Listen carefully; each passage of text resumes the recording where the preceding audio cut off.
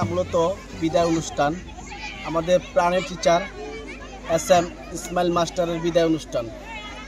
আমার এই টিচার সকাল বিকাল নাই, তার ডিউটি কোনো হিসাব নাই। রাত 8টা পর্যন্ত ডিউটি করছে। সকালে যেদিনকে শুক্রবার এদিনকেও সে ডিউটি করছে। আমাদের স্কুল উন্নতর দিকে তার অবদান বিপুল পরিমাণ আছে, যেটা আমরা বইলে শেষ করতে পারবো না।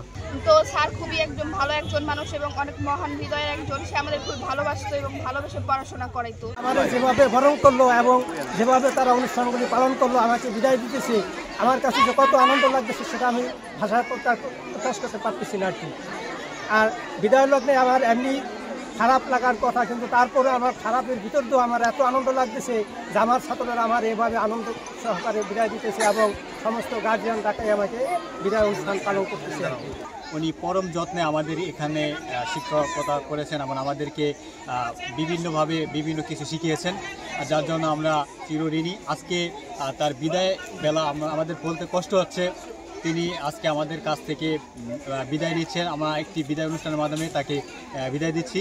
আমাদের ছেলে মেয়ে পড়ে স্কুলে, আর স্যারে আমাদের আমাদের যে এই অবস্থা, আমরা মনে করে যে স্যারের কাছে সময় যদি পাই তখন আমরা কিছু শিখতে আসি।